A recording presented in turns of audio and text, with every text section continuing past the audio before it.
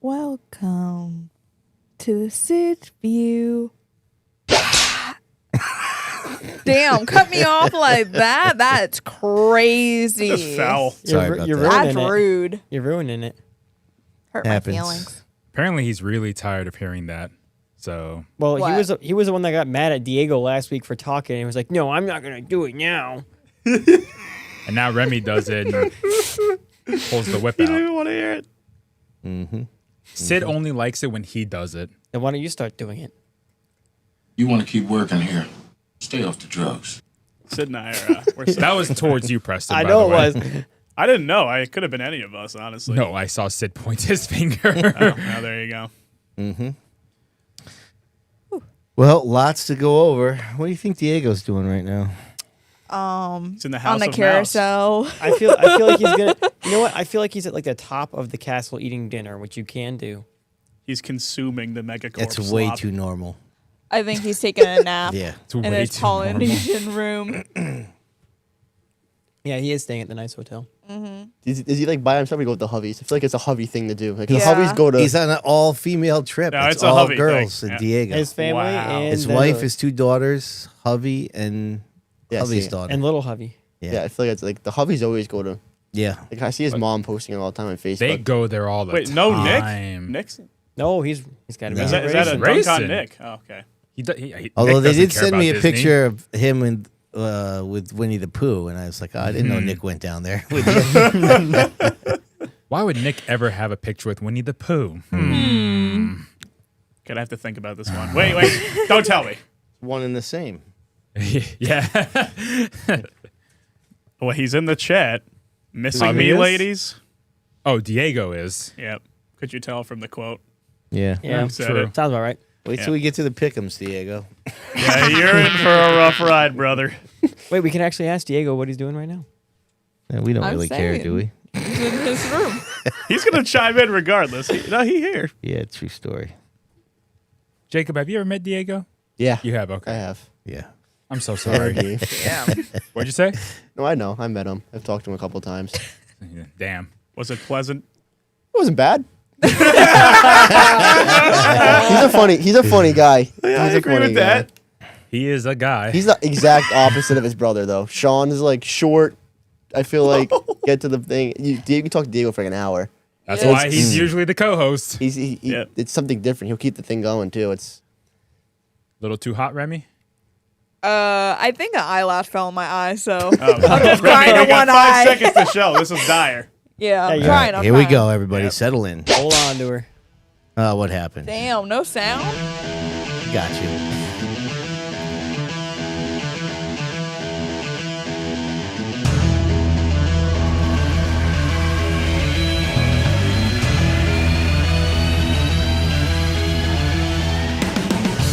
What's up, everybody? Welcome back to the Man Cave for the next edition of the SID View podcast, also known as the Ragweed Festival today. It's going to be brutal for some of us. Diego's down south, taking the week off. He's in the chat apparently, though, but Bonss is in the house. What's up, buddy? I'm in Diego's spot. Diego, stay down south. We're going to have a good time tonight talking about racing because there's a lot to go over. All right, and over here on the controls is my girl, Rev. Am I going to be the one doing I that? don't know what to say, guys. Are you kidding me? Yo! It's a beautiful Tuesday. I'm here with my boys. Let's do this. That's a bad job by me. I got to get those jokes going. But Rob's all set to go. He's got the Cosmo Kramer collection happening. What up, everybody? Your man Rob back in the house. The dog days of summer are over. Hay fever in full bloom. My eyes are ablaze. Sid, hang in there, brother. For a rough night. We'll do our best to get through this today. Our man Preston is in the anchor desk now that Bonss is in the co-host chair. What's up, buddy? Flipping cars at Stafford and broken walls at Seekonk with an action-packed racing week. I'll have the details in a little while. That is how you do it, my friends. All right, everybody, listen. Be sure to get in that live chat. You're going to want to go to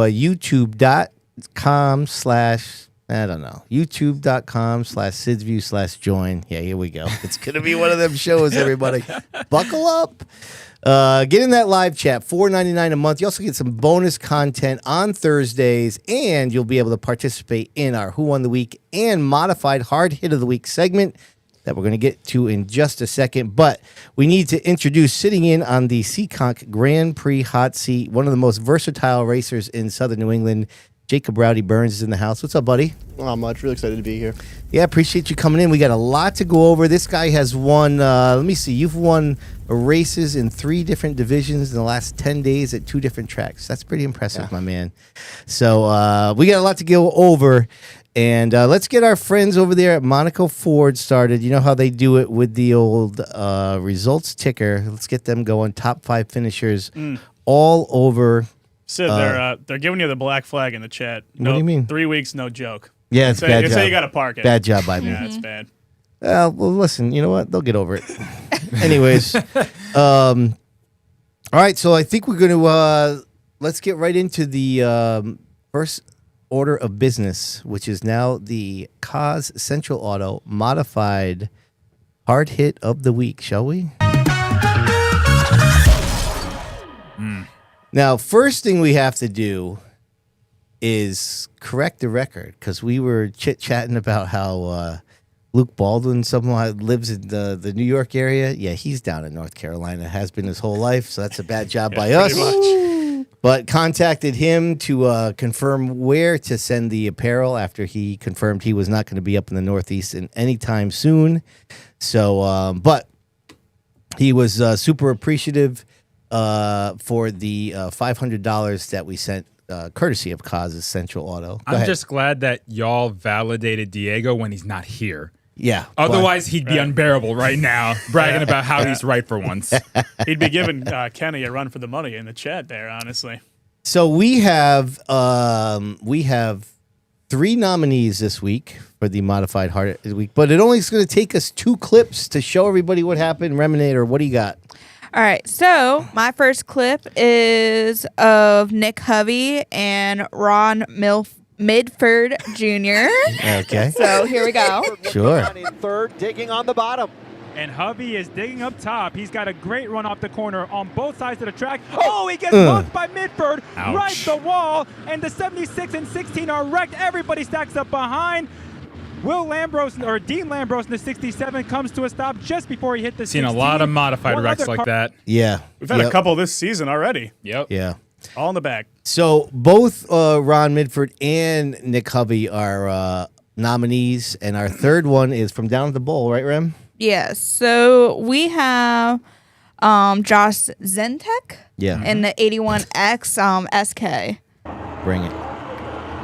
This is the initial green, by the way. This is the first lap. Zentek's in that purple 81X. You ever had that feeling that the start could get a little crazy? Oh, Yes, we had that we feeling. all had it. We had it in the grandstands. Well, yes, indeed. That's concrete. So brutal. That is rough. I mean, it's been a while, but I can still call him when I see him, all right? There you go. Yeah, he knew. We had an There it inkling. is. Yeah. This is from Gaydash's in-car, which is... And they run high up there at Waterford, huh? Yeah. Yeah. So those are the 3 nominees for this week. The 4th option is to roll it over to next week.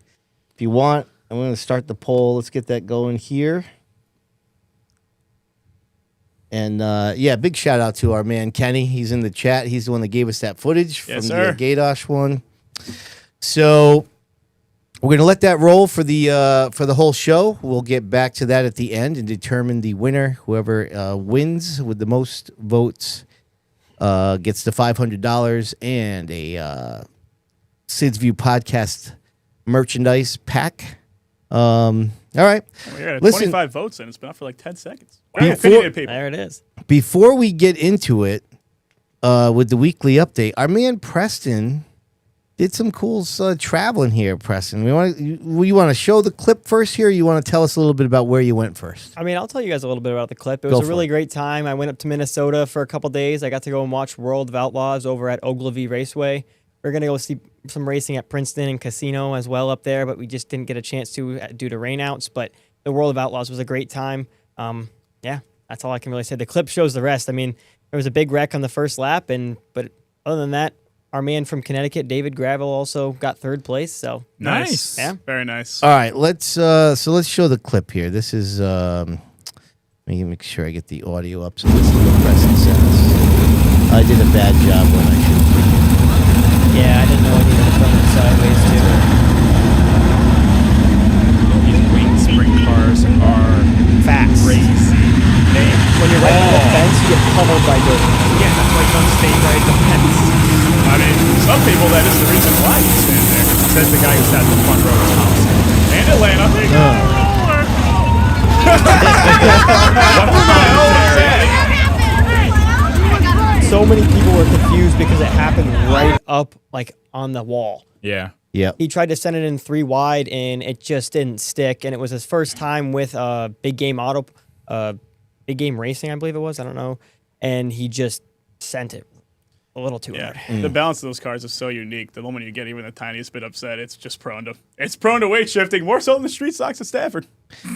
All right, let's get into it here with the let's get going here. We got a lot to go over. Let's go with the weekly update.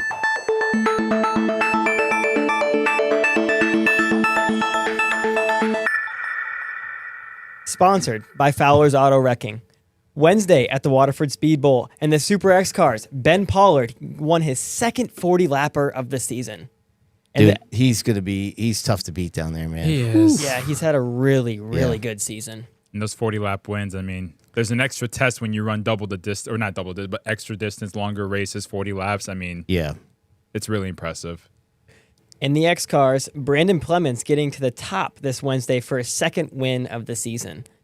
See, he's feeling the pressure from Aaron. You know? I was about to say, there must be some inter-family battle there to see who gets the most wins this year. I mean, why not? Have a little bit of fun with it. Yeah, he's doing all right. The old man's still getting it done. Not bad for his age. Those Herman cars, man, are tough to beat, though. All 3 of them. Yeah, all 3 of them. I feel like there's like 4 of them that go back and forth every week. It's like Corey Caddick, Yep. Clemens, and the 2 Hermans. Like They swap back and forth almost every week. And they've had some good races. They doing it. have. They've won all the races down there. Those 4 drivers you just named have won all the races down there so far this year, I believe. Yep. Dominant. Yep. In the legend cars, our in-studio guest, Jacob Rowdy Burns, won his 6th straight on Wednesday. 6 in a row, dude? Yeah. That's not easy. No, it's definitely not. The car is definitely hooked up right now.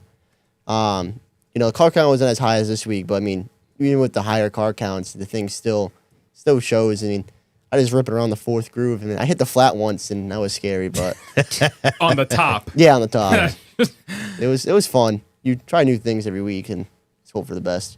A And that's- legend car running that high up the track? I gotta find a clip. I have a GoPro somewhere. It's on YouTube. I'll pull it up before the end of the stream. But yeah, I'm on the white line on the top side. What are you, an SK modified? No, it grips up there, man. It grips. You're probably off the gas for about half a second, and you're matting it again. No kidding. Yeah. In the Bandoleros, Ryder Aguiar getting win number 2 of the season as he found his first win earlier this year. But after finding the lead on the 2nd lap, he just took off. Which is hard to do in those bandoleros. Yeah. I mean, for once sure. you basically reach terminal velocity in like 3 seconds, then you're just foot to Yeah. the floor the whole time. Like we Long talked line. about. Yep. We talked about, it's like a super speedway there for him. Thursday at Richmond Raceway and then NASCAR Wheel and Modified Tour, Craig Lutz won for the 2nd time this season. He won earlier this season at North Wilkesboro, also came in a weekend when the Modifieds ran with the Cup Series. It was his 6th career win on the tour. Hey, if you're going to get 2 wins, do it on the big stage. Yeah, for sure. It's impressive. I got a small little. I mean, I know that he is from New York, Oh, here we go. Yep. but they always say that like they make it sound like that's where he's a speedball guy to me. I mean, that's where he was racing the SKs before he went tour racing, and Right. that just bothers me. That was Small gripes. That was a good battle at the end between him and Austin Beers. Yeah, it They were was. battling with about Yeah. 10 laps to go. Beers just couldn't hang on, and Lutz got by him. But I do have a clip. Yeah, you do. Ribs. That's how you get in there. Go ahead. So this is the restart with Ryan Newman and Craig Lutz on the front row. With about 50 circuits to go, Joe. Trevor Ryan Newman into the world? outside wall on the restart. Dude. What was so And the unfortunate caution was flag there was a will long quickly come run, back out, but Newman and during that long run, Bonsignor, Beers, and Emmerling all went a lap down. And so when the Yeah. caution came out, the only guy that got the free pass was Beers. everybody else, the top contenders were a lap down. Yeah. Newman had a shot to win that race. Right. And the very next restart, spins the tires, gets hit by LaJoy, done just He like didn't make it out that. of the box. That's a shame. And then Go ahead. Oh, yep. And then additionally, we have a little tidbit of information. On Thursday, Stafford Speedway officials announced that the indefinite suspension of George Bissett Jr. has been lifted. And then Friday at Stafford Speedway in the Open Modifieds, Ronnie Williams gets a big win in the Lincoln Tech 80 for his first win at Stafford since 2022. Dude, he needed that. Yeah, He definitely. really needed that. Yeah. So, just real quick on the Bissett thing, that's a total like we don't need you until we need you. The car counts are a little down, but it's good to see him back there. But yeah, Ronnie, it's been a long time, I feel like, since we've seen him in victory lane, and especially at Stafford. So Yeah, 3 years. And I think besides Stafford, I think his last win might have been Thunder Road back in 23. yeah, So it had been a while since we've just seen that so 50 weird in for that victory team lane. to think I of know. them not visiting, taking that long to visit victory lane. I found it kind of funny in his web interview that he was like taken aback that the talking point was that it's been a while for him in Stafford. He was like, "What do you mean? Like, hasn't been that long?" Yeah, I was like, has I mean, kind of. But he did say something there, like, we found some speed. We're going to be back in victory lane soon. Like, you could sense that confidence was they, getting It's there. coming back. they felt like they turned the corner, and Yep. they definitely did. So yeah, it was good to see. They dominated that race. Yeah. They were by far the fastest car, Oh, yep. yeah. In the SKs, Troy Talman took the lead on lap 9 and never looked back, earning his first win of the season. That was a good one for Troy. He'd come close. He's such a fascinating Individual. competitor. Yeah, I was he's thinking just about that, so too. quiet and unassuming. Like, if you met him out like hanging with friends, you would never think he's a fierce race car driver. He's just Right. but that car is dialed in. When that car is good, Oh, yeah. it He's is going to good. fight for the win. Yeah, you got to be 100%. scared for a few weeks, honestly. Yeah. He's one of the guys, I think, last year that strung a whole bunch of performances together right in a row, right? Yeah. Yeah. Yep. And those first 6 to 8 laps of the feature was insanity. Yeah, with like it was- Owen, Jarvis, Talman, all Yeah. going back and forth. It was Two lanes incredible. glued. They were glued together. And Troy had to hold off Keith. Yep. It's not easy to hold off Keith Rocco. So Yep. good on the 3 team. In the late models, point leader Adam Gray finally gets his first win of the season. Again, needed that one. Yeah. He had struggled all year. Maybe now people will be like, he's the point leader? No more, because he's back in He victory was definitely lane. tired of hearing that. Right. Yeah. Especially because last year his whole thing was just a ballistic win in dramatic fashion. I'm glad he could finally get one down. Hey, shout out to Tom Butler, P2. Yep. In the limited late models, Matt Winter with his first win in almost a year. Yeah, common trend. Drivers getting their first wins that needed it. Yeah. Because Winter had a horrible year up to that point. So Definitely. he had to hang on in those last few laps against Rich Hammond because he was coming quick. Yep. And in the SK Lights, Nick Anglace charged to the front, then survived a late race restart against Robert Bloxham III to take the win. It was his 4th straight podium finish in the SK Lights. Dude, That was the drive ahead. of the year, Yep. in Yeah. my opinion. Yeah. And that I was thought- one of the most impressive driving performances I've seen at Stafford this season. I thought Marcello last week was crazy. I mean, this was that on steroids. It was the same move. I don't know how that 3 car was able straight to stick. laps. Yeah. Just over and He over picked and somebody over. off, They yeah. couldn't even defend it. That was Yep. phenomenal. I Yeah, was, it was- very impressed.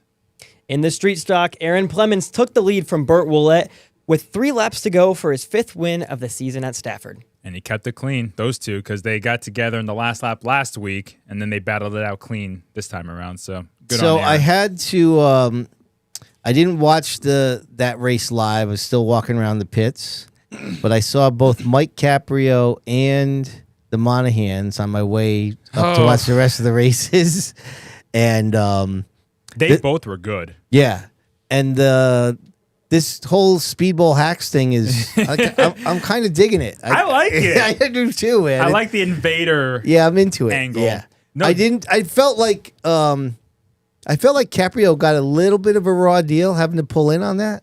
No, his fender was hanging out there under green. He had to have been parked, in my opinion. As soon as I saw it in turn 3, I'm like, yeah, when they see that, he's not going to be allowed back. And then poor Sean, he got up to like 5th or 4th Yeah. from 21st, overheated. Yeah, that sucks. I know. They were moving. And was it the cleanest move forward? No, it was rugged in the middle of that pack, but it was fun to watch. Yeah, definitely. Also, How are we not talking about yeah. what happened Come on on, the first Rem. lap? About this clip? Yeah. Well, I had the in-car camera, so here we go. Yeah. Garrett Peace. My man Pease. Finding unforeseen ways to flip a straight stock. Dude, this is unbelievable.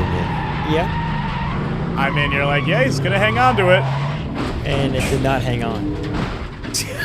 And the best But look part, at, he's just unfazed. That's he fires it up, and the crowd went insane when he got going. You wouldn't be able to hear it in this. And the quote from the World of Outlaws, we got a roller. Yeah, right. Yeah. That's And there great. he goes. He just leaves like it's nothing. Even the Ricker on the broadcast was like, he was amazed with it. Yeah, that's So great. being up in turn 3, I was following the first half of the field, getting ready to pick up the call when Kyle cut in and called. He was in hysterics. I'm like, what is happening? I look over and the first thing I see is a car on their side. I'm like, the dude's all by himself. Yeah, it's I know. nuts. I've never seen a car weight shift like that on a short track and flip. But Yeah. it has gotten so much exposure Yeah. that I've had people outside the racetrack ask me about it that don't even know that I work at the racetrack. It's one of those strange insane. things. Like, that might be, in terms of PR, one of the best things to happen to his career, which is so odd to say. He's a celebrity. I know. For he the is week. that, right? Yeah. Rowdy, you ever done a role like that yet in your career? Like quarter midget and stuff, but nothing bigger. No? No, All right. nothing bigger yet. I'm gonna keep it that way. Big thanks. Understandable.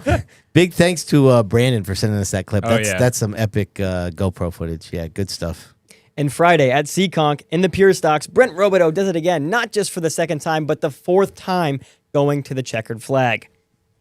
Yeah, point leader there. There was I can't remember the quote now too, Rem, and I didn't have you cue it up, but there was something that Kevin Boucher had brought up to him about breaking a streak or something, and he was just like, whoops. That sounds like Brent. That was this deadpan humor is kind of funny. And in the Sport 4s, Jacob Budzina gets his first ever Sport 4 win this week. And the Legend Cars, Ryan Van Ness Jr. wins the first ever Nick's Pit Stop Legends Car race, pocketing a whopping $2,000, and that was his first ever Legend Car win. That's a pretty good one.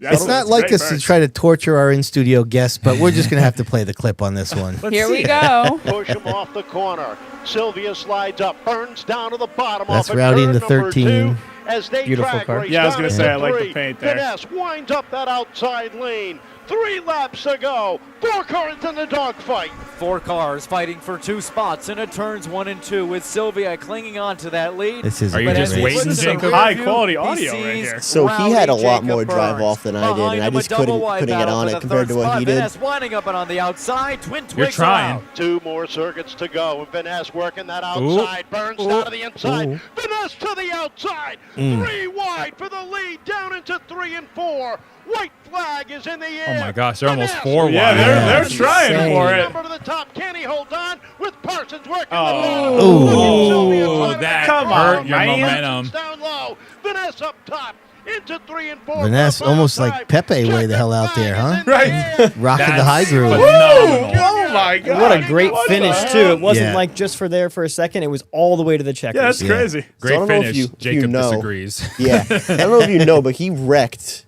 earlier in that race too. Did he really? Oh, wow. Yeah, he wrecked like Wow. 4 laps in. Like that kid did earn it. So one of my first wins was like a money race. Yeah. At Waterford, and I was racing Jason Palmer. It's between me and him. And I broke like my car. Something electrical broke. I caught up in smoke, and it kind of reminded me of like him in a way. Like that kid earned every minute Yeah. of that. Like it couldn't happen to anybody else. Honestly, like he drove his ass off. He was pumped when he got out of the car afterwards. yeah. Yeah, that was a good win. He didn't know what to do with his arms. He's kind of just throwing them around, waiting for someone to show up. The poor kid. I mean, $2,000 is a lot of money, though, especially for a Legend car. At Yeah. least I feel like personally. Especially for him, he's 14. Like, what's he gonna do with that? Yeah. Put it back in the car. That's what I would do. And in the Bandolero Outlaws, Ryder Aguiar finding victory lane at Seekonk for the first time ever, as he's been a threat in the Outlaws all around. Even at Right. Waterford, he's been doing pretty solid too. Racking up the dubs. Yep. That kid grew a lot this year too. Like as a driver and as like a whole. Like he stepped it up big. But too, like at the Outlaws, like I think they have like 8 winners out of 9 It's races. been very competitive. I think there's like Yeah. been 1 repeated winner. I think that's it. yeah. So like it's been close. Been Yeah. interesting. So, by the way, just Gretchen chimed in here with the Robideau quote was about he stopped the streak of first-time winners. Oh. And he just kind of looked at Kevin and was like, whoops. Whoops. Yeah. In the Bandolero Bandits, Landon Heim getting the win. Saturday at the Waterford Speedbowl in the SK43, Eric Burnt finding the checkers in the 3rd annual Barbo Greco SK43. Barrel.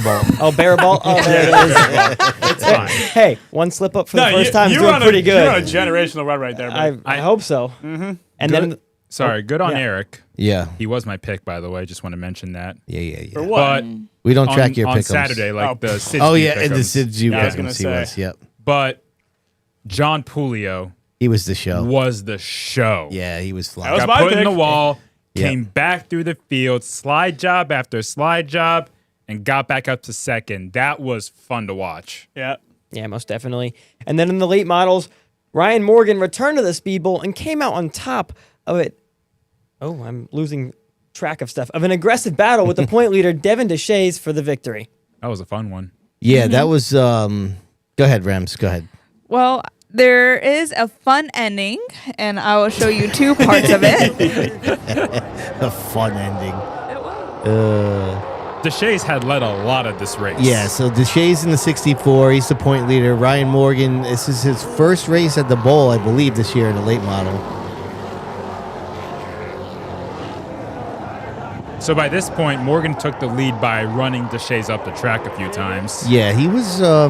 He was physical. Yeah, it was definitely an aggressive move. Wasn't anything I hadn't seen a gazillion times before, if I'm being honest. 4 laps to go here on the track. 4 laps to go. How about Gaedeke, by the way? Yeah, he's rolling good. Yeah, he's finally starting to see that podium more often. To hear that word again, Sid. Yep. It was deserved. Such a great noise. It deserved another one right there. Oh, yeah. So. And then there goes the fender right there. That was a major high. There you go. Yeah, major. So, just consistency among tracks. Like, to me, Deshays' fender was a lot worse than Caprio's. But how many laps were left in that race? 3? I mean, Yeah. you give them 3 laps to serve a black flag, so I think it would have been too late anyways to black flag him and then make him come down immediately. Yeah.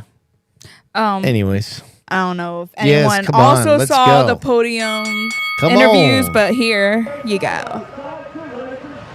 There wants no part of it. Ryan gives him the thumbs. I mean, what else can you do? I think that was pretty justified. I don't know, because Devin gave it back to him. I know. Devin did Right. the exact same thing that Morgan did. It just didn't work for Devin. Yeah. So, I mean, the rejected handshake. I mean, that was Yeah. funny. I didn't see any foul play, though. Like, at least, I mean, come on. That's what you want to see. You can't clamp down on that anymore than you. That's the Yeah. first time I've ever seen a rejected handshake, I think. I've never Really? seen one before, yeah. I At feel like that's Stafford or Waterford, I don't think I've seen one like that. I feel like that's one of the most disrespectful things you can do Right. if you think Yeah. of in terms of stuff, just because, like, you're going to be, like, an adult. Like, and I don't know. But Yeah, like I get why Devin is upset, but he did try to return the favor and didn't come out on top. Like, Yeah. you tried, so rejecting the handshake, that's a bold move. Yeah. Yeah, for sure. In the street stocks, Aaron Plemons earning win number 6 at the Speedbowl after battling it out for 20 laps with Jordan Hadley. Race Well, of the year at Waterford. before we get to that, Bonsa, you know what I think it's time for?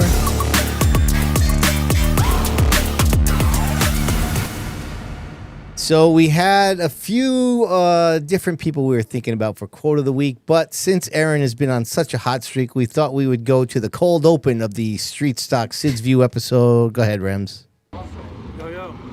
How are we feeling today, huh? Warm. Well, yeah, obviously. I'm talking about the car. Good. Yeah? Good as good as big. You got 5 last night. Are you going to get 5 tonight? This would be 6. Oh, this would be 6. See, I've lost track. Yeah, we're gonna try. You want to say anything to the Facebook wannabes? Keep typing. You're doing great. That's a great soundbite. Yeah. I appreciate people who do that. Yeah, for sure. They hash back at the upset people There's online. just, I don't know, there's something about a personality like his where it just, he had nothing to say there. He just goes out and executes, and that almost makes it so much better. I appreciate Like, a driver. the personality is just the coldness. I in that appreciate a case. driver who thrives on people hating Right. on him. Right. I think that's awesome. When it Shades bounced- on and everything. He had the full aesthetic down. Dude. Yeah. It was perfect. Also, it was great finish in this race as well that I feel like we should watch. Really? No. I don't know if I want to, Remy. At this point, I'm thinking Aaron's waiting till the last lap to make his move. Because he tried passing Hadley for a long time, and they kept going back and forth.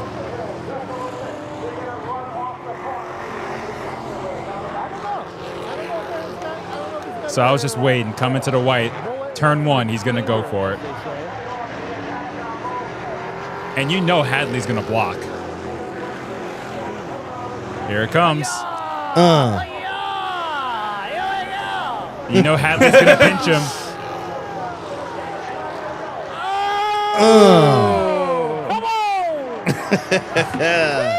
Another beautiful quote. Right.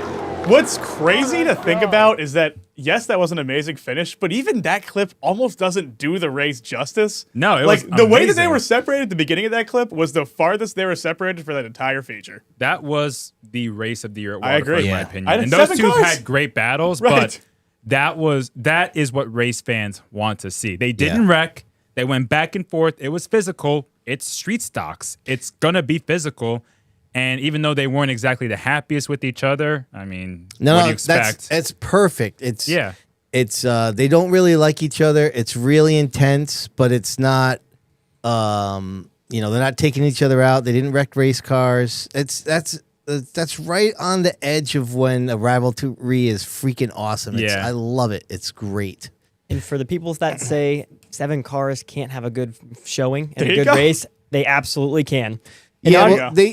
there was somebody, I think it was on Facebook when I posted the link, and somebody wrote a comment of like, I don't know, Like you got nothing to something lose about because the you're going car to finish counts. 7th. Yeah. And I had to hold. I didn't comment, but I felt like commenting like, so you wanted to have like 28 cars behind them that would have made the race better? Like, who cares? You're Right. not watching any of those other cars. You're just watching Yeah. those two. That's Yeah, all that matters. I you know? can't disagree with more with whoever that is, really. It only takes 2 for a good show. Yeah, Right. one good battle can last a whole race like that. Right. 20 laps, how long was that race? 30 maybe? It's like, that's really good. Well, Jacob, what do you Yes. think about racing like So that? I think that was Aaron's spot. So him sending it in there, we did the exact same thing. Aaron's obviously more on the aggressive side, but that's what wins him all those races too. Like you can't Right. be like holding yourself back. Like I think Sean in the late models Giddicky, Yep. he should have at least 3-4 wins, but he's more patient. Yeah. Yep. He doesn't want to tear up his stuff, Right. but he's had the car and he is a driver to do it. He's just a little bit more patient on that side. Like Jordan Hadley's a little bit more patient. He doesn't want to send it in there, but like that's what wins you races, being aggressive. I don't know if I would call Jordan Hadley patient. I think he can He's been more patient over the last couple you of might be years. right, but I've also to me he's a pretty aggressive driver too. Yeah. Especially to Aaron. Maybe and I mean maybe Aaron was the more aggressive one in that race, but I think they're both aggressive drivers, which makes that rivalry so much fun. Yeah. I thought it was awesome. Doesn't make any dull moments, I'll tell you that for sure. And in the mini stocks, Chris Garside getting the win after another thrilling night per usual, raking in $1,000 from the race and a $200 bounty for beating Ray Christian III. 1,000 for a mini stock Yeah, race. that's pretty cool. A Yep. regular distance mini stock race. That's amazing. Yeah. I mean, the racing was I'm sorry. I just the can't help racing but was amazing like throughout the whole race, but I could only show the ending, I was told. So here we go. Sylvia was really fast. Yeah, he was. He has been the last couple of weeks I've been there. Right. I think that's back-to-back podiums. That is the guy like who wrecked his trailer in his car, right? Like last year. Yeah, it is. Right here, he's going to send it. Oh. Puts him back straight, though, I'll tell you that. He could have just let him go. Yeah, right. man, that thing was tank slapped from the drone. You really didn't see it that much from the stands. Race fast. Look out, brother. Ray might have needed one more lap. I know he's gearing up for it right here as a Yeah, go he to was the flag. trying. He That would. was I so think he fun. would have driven it in right there. Next corner. Yeah. Just good stuff. Christian, remember, he was airborne earlier in the Yes. race. Yes. He monster trucked another car, and he still kept going and made his way to the front. Yep. And in the trucks, Nick Erg Jr. gets his third truck start, gets his first ever win. Fun fact, he was in Bandoleros last year. Yeah, so Ryan Lynham has confirmed that Pick'em curse is alive. I thought that was a surefire win right there. It was. And then 4 laps to go. Yep, garbage. That sucked. Jurek, look, I don't know much about him. He was on a charge throughout that race. And that last restart, he blew by Beal on the outside like it was nothing. Yeah. It was very impressive for somebody his age, especially with such little experience in the big cars. Yeah. That was a very decisive win. And in the legend cars, Riley Paul getting his 3rd win in a row. Now on to the Crown Vics, Jack Emerson dominating the 20-lap race.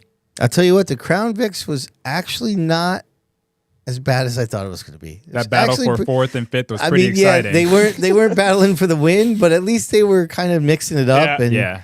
We could not have been more pessimistic going in. Yeah. And then Sid was like, oh, we got something here. Oh, we might have something over here. We might have something over here. It was also funny just trying to see the I did it again, Rob. The drone pilot. The bone pilot. Bone pilot. But Okay. his drone was way too fast for those cars. And Right. he kept having to like circle around just to keep up. Oh, it's funny.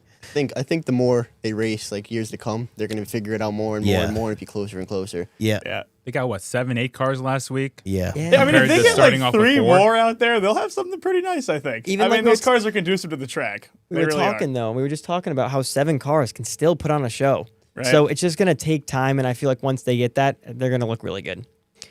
And Saturday at Seekonk Speedway, in the pro stocks, Mike Brightman taking home the win for the first time in the year, holding off Dave Darling. Dave has come close a few times now. A lot. He's finished second a lot. I Yeah. don't think he's won yet this year. He's won once. He has won once. He's won Okay. once. It was But Brightman led a majority of that race the previous week that Rowdy ended up winning. And if it was a regular lapped race, so I felt good for him to take the win. And was he the driver that that won with it on his daughter's birthday? Yeah. Yeah. So that was pretty cool. That was his daughter. I got it right here. His daughter Haley's 24th birthday was that night where he won the race. So good for them. Good family night. He led, I think, every single lap. He started second and took the lead lap 1 and just didn't look back. Yeah. Yeah, he's got that car dialed in, man. It's been pretty fast. Last couple yeah. weeks, he's figured it out for Yeah. sure. And in the late models, Jacob Burns getting to victory lane, which seems to be a trend for him as of lately. And he had some great side-by-side racing for the win. I was about to say, that was a pretty good race. That was a good race, yeah. I mean, that's the second time that car's been there, and we finally figured it out. So yeah, what's Second this? time there, finally figured it out. Well, That's a while for different Jacob car, standards. different car than what you won in earlier. So that's a Dale Shaw car. So those things they're completely different. Yep. Like they have like that center pole stuff, and from a distance car to a Shaw car, it's you got to drive it completely the opposite way. Right. Distance is kind of more let it flow in. You kind of use the gas pedal with the Shaw cars to get it to turn.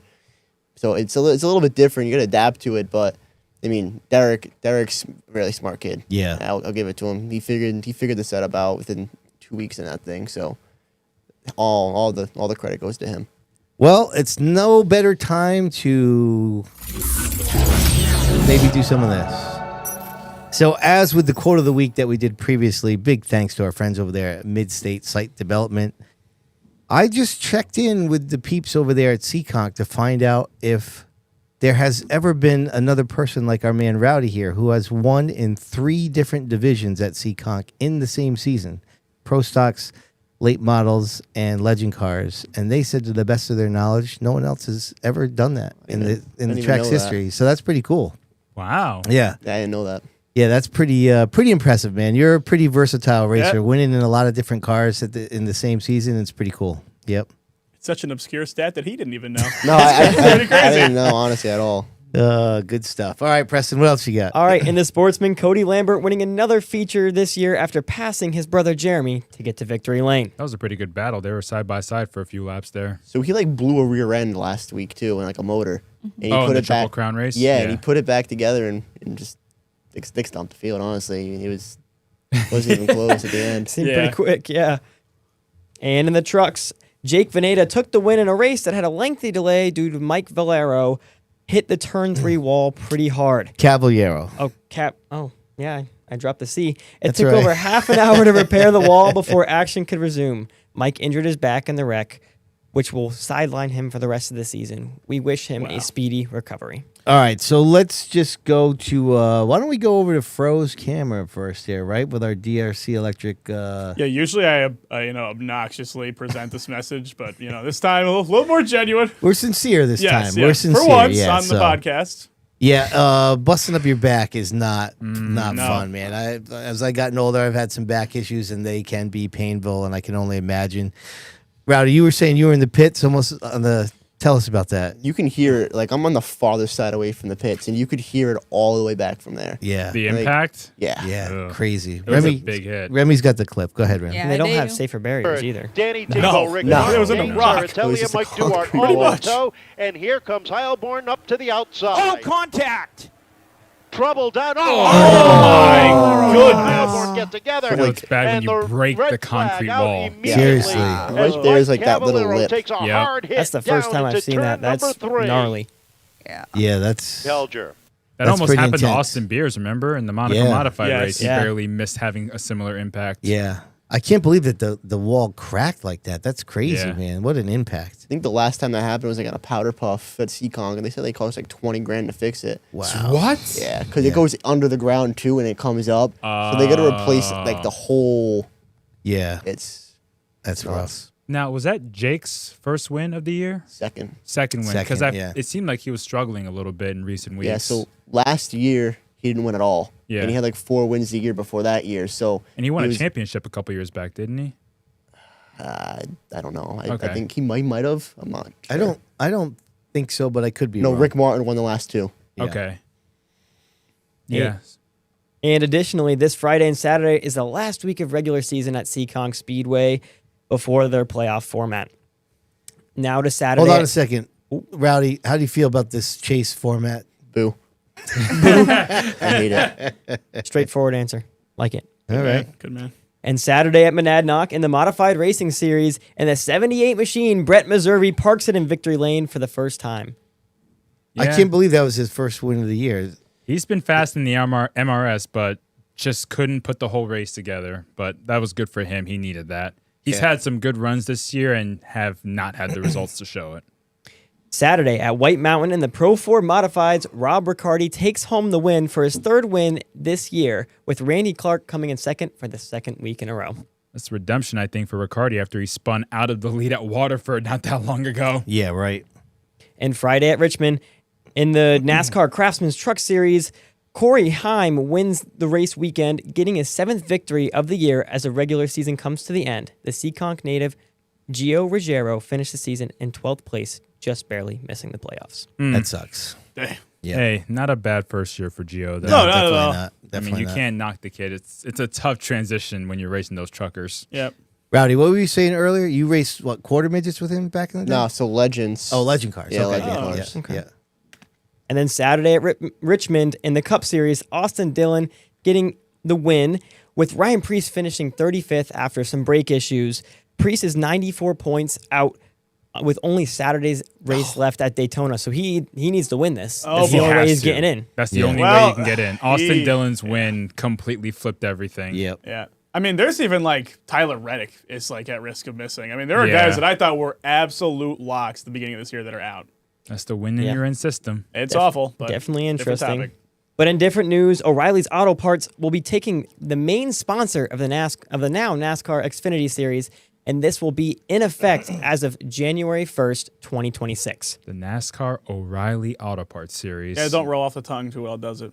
I No. have a feeling I'm just gonna. Neither phone did it- the Gander O'Reilly RV series. Trucks, whatever it was called. That Gander one might have Outdoors. been worse. Yeah. Maybe a little bit worse, but I don't know. O'Reilly series, I can get with that. Yeah. Title sponsor right. is title sponsor. Yeah. Yeah. Everyone just calls They're it paying Bush money. anyway. I was about to say, they still call it the Bush The Bush Series League. or maybe Nationwide Series. Yeah. And Well, I like with the cup, now it's just the cup series. I like that yeah, too. right. You know, like the Monster Energy Cup series. No, stupid. All right. And now at Speedway 95 in Herman, Maine, announced that Saturday, former NASCAR competitor, broadcaster, and near Hall of Famer Ricky Craven has purchased the 1/3 mile track and intends to implement extensive renovations to the facility over the next several years, including upgrades to both the track and surrounding amenities. Speedway 95 runs weekly on Saturday nights with an 8-division program headlined by late models with additional Wednesday events during the summer. 8-division program? Yeah. Hey, good for those guys, though. Hopefully Ricky can turn that track around. Yeah, for sure, man. It's cool to see somebody that made it the big time coming back and reinvest in the sport. Yeah, right. That's really cool. Yep. And that was a weekly update sponsored by Fowler's Auto Wrecking. Preston, well done, my man. Fantastic, Excellent honestly. job. Excellent job. Let's do some points, shall we? Let's take a look, see what's happening here after the week's events. Let's have a look over there at Stafford. Mike Christopher Jr.'s got a 12-point lead now over Mikey Flynn, 16 over John Pulio. Troy Talman within 50 now. Keith Rocco rounding out the top 5. The late models not as tight as it was before, but still Adam Gray now 10 points over Paul Verricchio.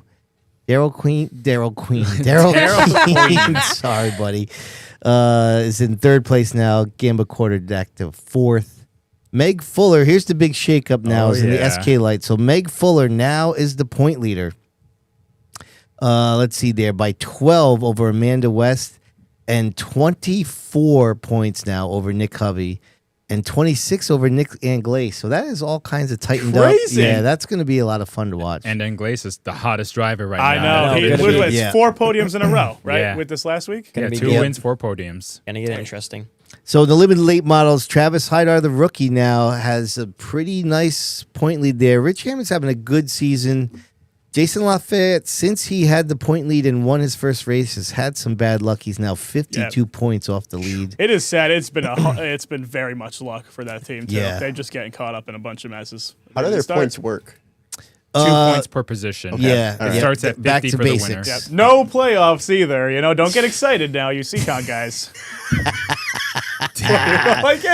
And then lastly over there at Stafford is Travis Downey's got a 12-point lead now. Aaron Plemons, who said a while back that he has not really watching points and has done nothing really but win races since he said that, huh? For the most part. So I guess it's working. All right, let's check out what's going on at the Speedbowl.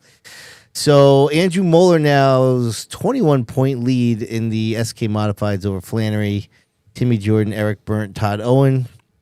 Deshays is still the point leader in the late models, 20 over the rookie Sean Gadeke with Kyle Garrow there as well in 3rd. SK lights were off. The trucks, despite how well the 19 truck has been doing, Jason Beal is still the point leader over Jake Kutu. Aaron now has a 12-point lead over Jordan Hadley. Weren't they tied about a month ago? I think so, And but Aaron's had the he's kind of upper just been edge. picking at it, a little bit. And then Ray Christian now has a 12-point lead in the mini stocks. And then let's get over here to the so Ben Pollard still on the X cars. Greg Prevost, who finished 2nd on Saturday, with the Crown Vics. Pollard on the Super X cars with a 8-point lead over Sean Skinner. The Herman cars are dominating the X cars, as we said earlier today. Riley Paul is leading the Saturday points, and our main man Jacob Burns. What do you got there? 26-point lead over 27. Riley. 27. 27, Yep. yeah. Yeah, that's right. Yep, over Riley in the Wednesdays. And David Bernier is leading Connor Doyon by 7 points in the Bandoleros.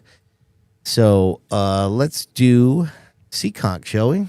Mid-State Site Development, help us there. Now you got the point lead, so you're still tied with Dave Darling over there, huh? Yeah. Can't get away. I've been tied with the points, I think, for the last 5 weeks consecutively, two Yeah. different people. It's What is this? I mean, what is that like? I mean, you're a rookie in that division. Dave Darling is one of, if not the most accomplished guy there in the pro stocks. What's it like battling him out side by side? You guys talk at all? You just compete on the track and that's it? we've probably talked maybe twice. Yeah. Damn. I don't want to say it's because of me, but he hasn't raced a full-time year in 2 years. It's been a while, yep. And now all of a sudden he is. Yeah. He's him and my uncle had rivalries too, with Freddie. So it's just weird all of a sudden now he's racing full-time again. Yeah, yeah. But it's fun, honestly. It is. He knows better than anybody else, honestly. He's one of the best there. So I mean, dude, the fact that you're there battling with that kind of the guy that's that accomplished there is pretty impressive, man. So it's it should be fun to watch here as the season goes on. All right, let's check this out here. Where was I here? Let's get back to it here. All right, so you guys are tied. Bobby Pellin's 19 back. Over in the late models, Chase Belcher's got a 26-point lead over Charlie Rose. Now, so what I did here was I expanded the Seekonk one to the top 6. We usually highlight the top 5, but since we are going into the last week of the regular season, these are basically the 6 drivers in each division that will be qualifying for the playoffs, or at least as they stand right now. So that's Colby Lambert in the sportsman leading, and then Jake Veneta basically takes the point lead over with his win, and that's another bummer about Mike Caballero because he was a point leader for a long time in the truck division. So and he lost that a week or two ago. So just a bummer that the first half of the year was having such a good season to have it end in the injury is rough. I think up until this month he was in the top 3 like almost every race. Yeah. It's weird because we were there 2 weeks ago, and he did not have a good night, and we were shocked that he was. It was almost the point where we're like, "Where's the 80?" Like I thought he was going to be up here. Yeah, strange. Yep. All right, let's go to the Fast Friday guys over there at Seekonk. So Brent Robideau's got the lead, pretty nice lead there, 40 points again. Doesn't really matter, right? Because it's going to the chase, right? So, anyways, so these are the 6 drivers in each of the divisions, right? Yeah. So. Interesting. Rowdy, break it down for us. Now, it's what, 4 weeks is the playoffs? It's 3. Oh, so it's 4 weeks total. So after this week, it's 3 weeks of your average finishes. It goes by like points. Yep. And then the top 4, whoever the best 4 out of the points. Yep. Go to the final race, and then it gets reset. Whoever wins that race wins the championship. So they eliminate 2 people over 3-week average. See, I originally thought it was knockout style. So it used to be. So 2 years ago, okay, it was, all right, there you go. It was top 8, and then whoever finished in the top 6 out of the top 8 would go on. Yep. And then after that, it'd be the top 6 of the top 4. Yeah. Okay. And that was it. So basically, every week was its own round. Yeah. Wow. Because I remember Melania Shalowski was racing at Seekonk, and they got booted out of the playoffs early, and they were not happy about it. Wow. So there's only like 6 cars racing at a time on the track? No. Everyone's there. Okay, I was going to say, this would be, I was like getting my mind jumbled. I was so confused. It's a race within a race. Okay. Yes. Yeah, so then they changed it to, it's like a weekly average because like it's the person that, is number 1 in points. I think in every division the first year got knocked out the first round. Really? Yeah, it was something crazy like that, and they complained about it, and then they changed it to like a weekly average. I mean, rightfully so. Like, you kind of want the first 80% of the season to matter. Yeah. But maybe that's just me. That's why they implied the 3-point bonus now into the thing. So if you're the number 1 in points, you get 3 points added on going into the playoffs. How many points is a position on track? 1. 1 going into the playoffs. Gotcha. What happens if you and Darling are still tied next week? Goes by wins, so I get the edge. Oh, all right. All right. Yeah, that makes sense. All right, let's finish this off with some touring points series updates here from our friends at JDL Motorsports. So after the tour race, Austin now he's got a 10-point lead over Justin, with Emmerling, Hirschman, and Lutz now in the top 5. Monaco is heading into the Speedbowl. McKennedy's got a pretty nice lead there. Meservi's now with a 12-point lead. That top 5, I don't believe, changed at all after the latest race. And Act was off. They're racing at Oxford this weekend. And Pass, DJ Shaw, and Jeffrey Battle with the New England Supermods. Those are actually updated from a couple weeks ago. They were a little bit behind when we went on the air last week. Weren't updated. And then over here, let's see, the Pro 4s ran, and those are updated. Randy Clark is the point leader there. So big thanks to JDL Motorsports, Mid-Site Development, and Stafford Speedway for helping us with the points. I think that's it. Reminator, are you ready? Oh, I'm actually doing this by myself. Yeah. Wow. Oh, So you're not even singing? Yeah. No, I mean, I'll give it a shot, but I wouldn't have high hopes. I here. wouldn't constitute it maybe as singing. Can't be Also- worse than last week. It might put I him don't in. know. That's also very true. It might put him into a coughing fit. That could be Right. true. Mm-hmm. We don't need to bring that up, Preston. That's fine. We're good. It might clear you right up. Sid. All right, you never ready? know. It's time for the Waddell Communications Nostalgia Nugget.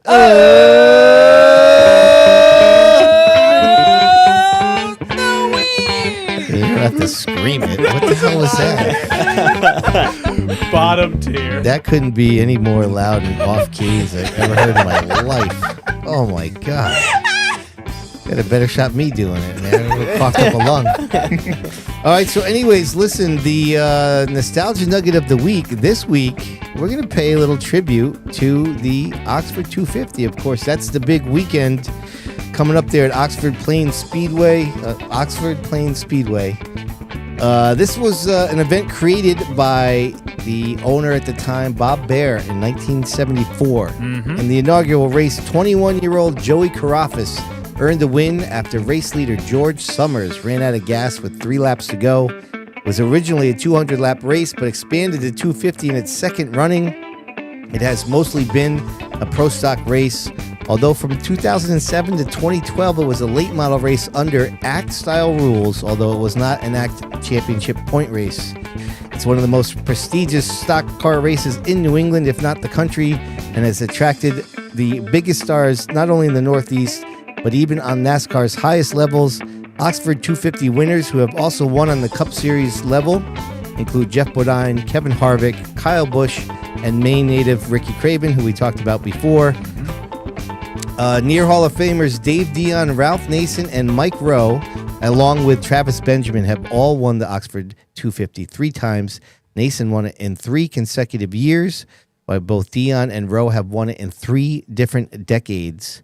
Cole Butcher became the 6th different winner to win consecutive Oxford 250s with his victory in 2023, and the defending champion of the race is Jeff Taylor. I got some photos for you. Here's a little look from the 1980 Oxford 250. Look at those beautiful cars. Right? Isn't it great? Sick. It's the legendary Dave Dion from his win in 1985. And then the aforementioned Ricky Craven from his 1991 win in the event. Ralph Nason from his 2000 win. And then who else we got here? How about a little Eddie McDonald from 2010? Uh-huh. And then Kyle Busch. Oh. From the 2011. So, listen, this race is on my bucket list. Have you been up to one yet? No, I want to go to it, though. Same here, but Same. unfortunately, when the schedules came out and we saw that it was the same day as the Monaco Mods at the Bowl, we knew that it was going to be at least another year before we're going to be able to get up there, but hopefully at some point we will. Just seems like a really cool event. Kind of like sounds like it's almost like the World Series where people are camping out all weekend. And yeah, it's a multi-day event. Yeah, multi-day event. I know our man Waddell's going to be up there, and so maybe someday we'll get up there. But I hope everybody has a blast. I hope it's a great race. And listen, maybe we'll even have some clips to show next week. That'd be awesome.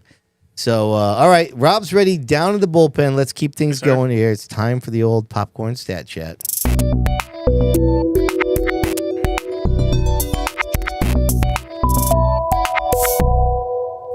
Now, I got 2 burning questions for you guys on the Who's Your Tyree stat chat. That made me want to go ahead. Damn it, I wasn't ready for that, Rob. Made you want to what? Well, you said burning, so I could, throw up some flames for you. Oh, I like that little repurposing. Yeah, it's big. Giddy up. Nice. All right. All right, well, let's go to the actual question. Listen, that's a good job by me. Yeah, very good. Good grief. Is a bounty on a driver like this past weekend, Ray Christian III, different from a sort of community-funded purse like we saw in the Streeters last week? All right, so can I... all right, listen. Go ahead. Wow, that precedes a pretty good answer usually. I'm going to say, yeah, give it to us. Speak your mind. I don't like we talked about last week. I don't like these communities running the putting up promotional stuff. I'm not really a big fan of that. But there's no denying that everybody was into it. Yes. Right. Everybody was into it. Props to Dave Barabalt because the drivers were super appreciative across all divisions for his efforts then. Oh, yeah. And, listen, it's not like Ray Christian has won every mini stock race. Right. It was almost questionable whether or not he actually deserved a bounty, but they were all into it. Ray was into it. It was fun. And I guess, ultimately that's the most important thing. It was entertaining. I guess for me, I wish the Speedbowl itself was more involved in this stuff than right. other people doing it. But there's no denying that it was a success. The vibe there, we didn't really talk about this at all, but we shot Sid's View down there on Saturday, and we had a good time. The racing was good. Immaculate. Yeah, it was. Like I said, the vibe with the competitors and that kind of thing was there. Alexandra Fern came and sat with us in the stands. Her and her boyfriend came and hung out, so it was kind of cool to have new people to do some commentary with. It's been a while since we've had some different people sit with us, so that was cool. So overall, it was a great night. So to answer your question, Rob, I'm still not keen on that because ultimately I feel like that is the responsibility of the track. But considering what the Speedbowl is these days, it's hard to poo-poo what was going on last Saturday. Yeah. It was a good vibe. I mean, you worry about pushing, like you just said, the bowl down a slope that's already pretty slippery with the whole inmates running the asylum kind of vibe. But this specific thing, I mean, it's not like reprehensible. Everyone was on board. Even Ray seemed to enjoy it. It was the perfect division to do that. Right. With that mini stock group. They are the right people to have something like that. Right. Stafford did do that once. It was in 2018 or 19 when Tom Fern was dominating the late models. He won a lot of races in a row, and I think Stafford put a bounty on him and gave an extra bonus to the driver who finally got a win and dethroned the 92. And I think it was Cliff Saunders that might have won.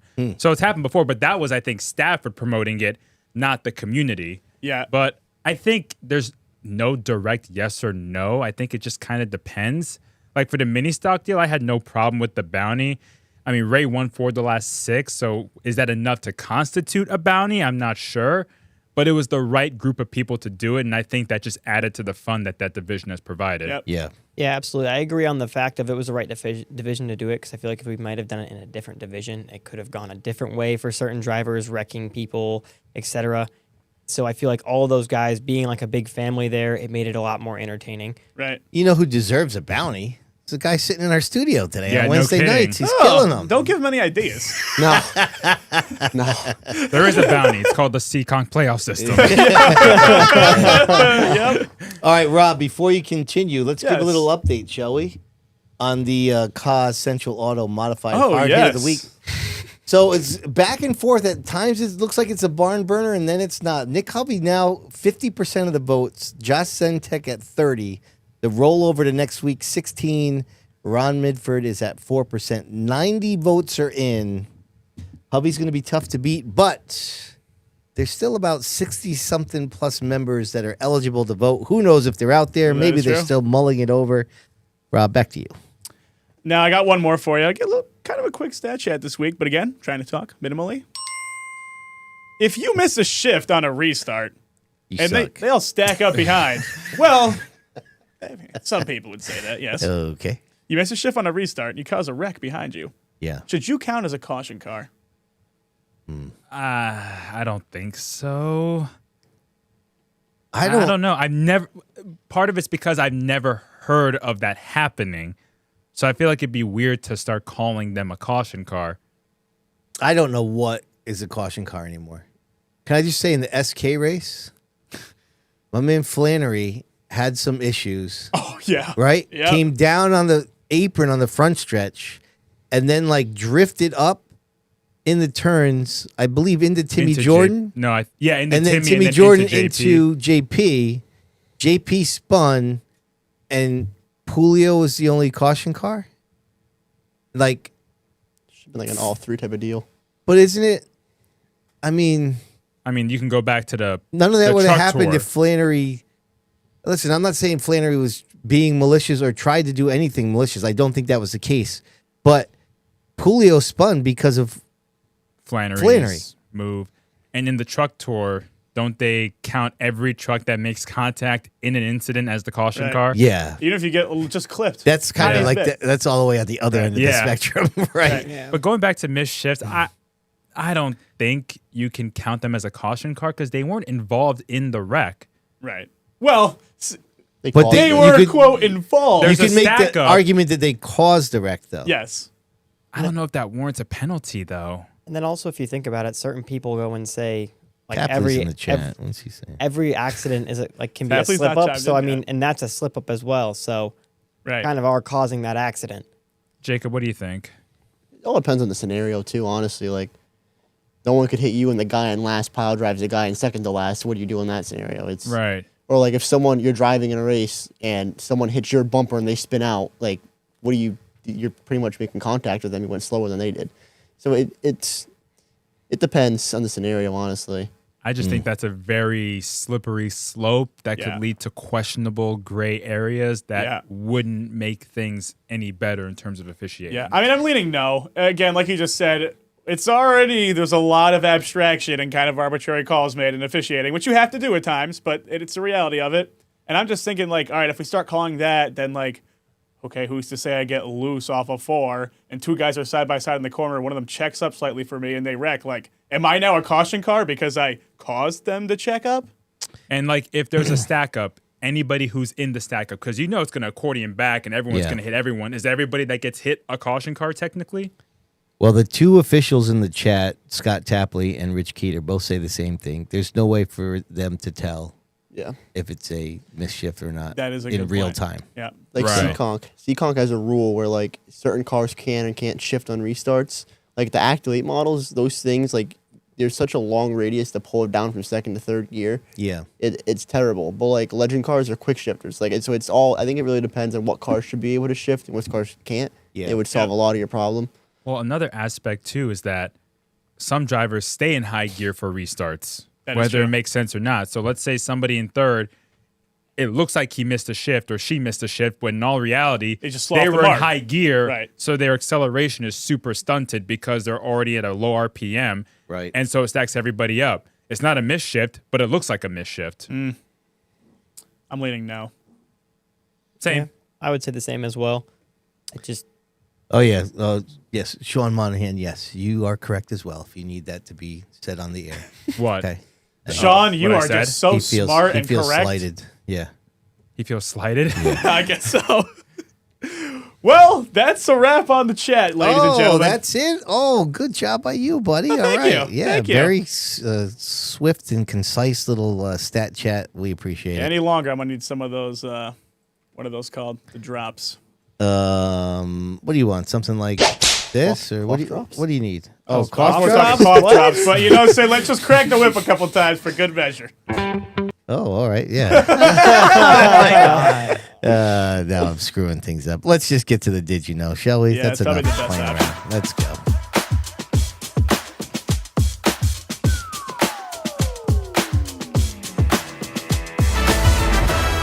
All right, big thanks to our friends over there at Flagman Graphics for Did You Know segment. Bonssa, did you know 25 years ago to this very day, the Speedbowl unveiled their 50 favorite drivers? Didn't know that. August 19th, the year was 2000. It was a fan vote that was largely coordinated by historian Dave Dykes, who was involved in the track at that point.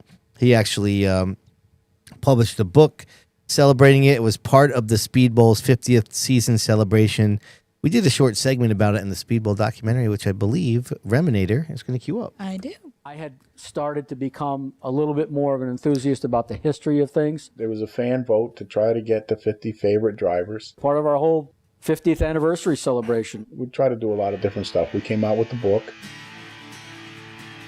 I have that book. For the We did a record. special logo, Nice. implemented the Not NASCAR 50th anniversary. I mean, it was really, we were really on Terry, our game black at that shirt and a point. black couch Having the again. guys out on the front stretch was just fantastic. I believe the Pearl family gave me this footage of them walking out there. I believe all the living ones that were nominated were there. How many fans voted? You know, that I don't know. That's kind of what kind of badass. response they got. Yeah, I'll show you that picture later. We'll go over these guys later as well. It was a pretty cool night. I was It going really to the who's bowl who at of this the whole point. history. It was voted on by the fans. Ed Reed Jr.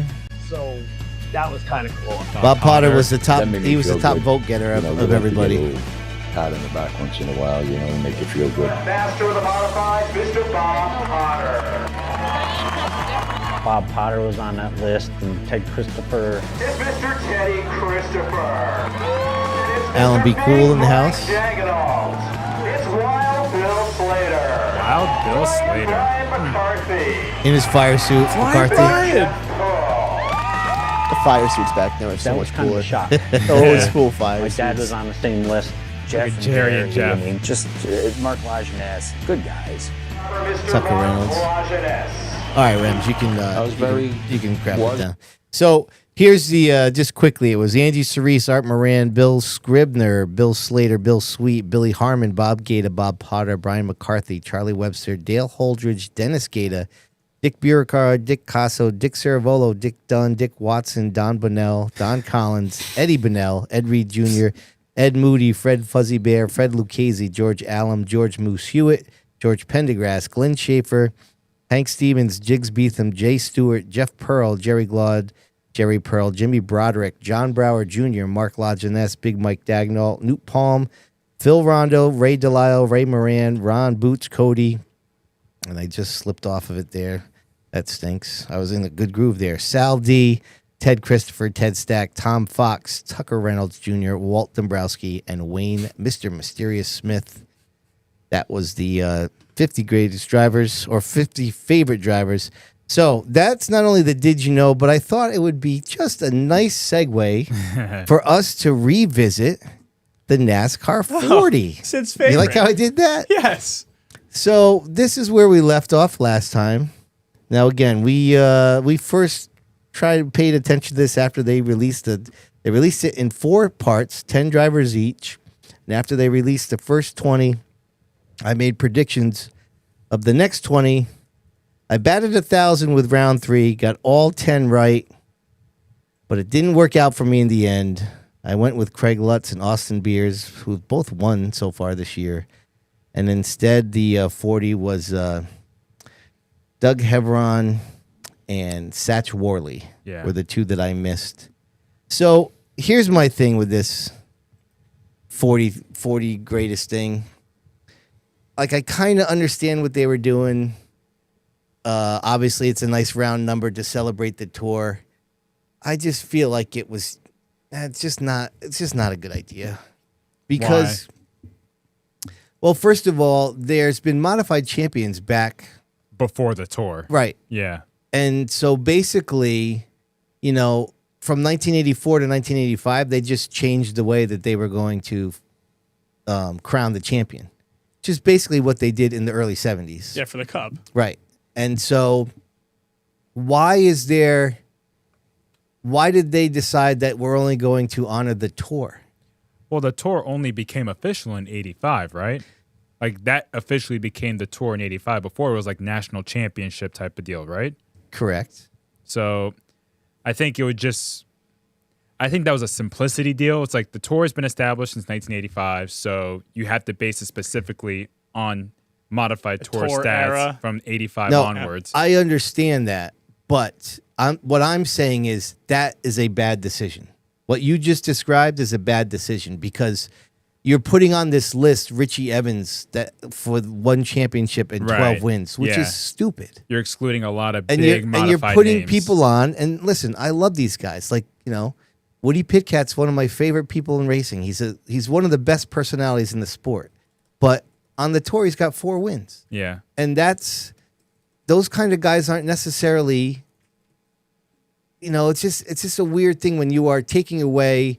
Obviously, you're not recognizing anything with Richie Evans, the majority of his career. Fred DeSaro, Jeff Bugsy Bodine. Stevens, who won 3 straight ones, Jeff Bodine. And there was a lot of guys. Now, you know, Jerry Cook and Richie Evans had a stranglehold on the championships for a long time.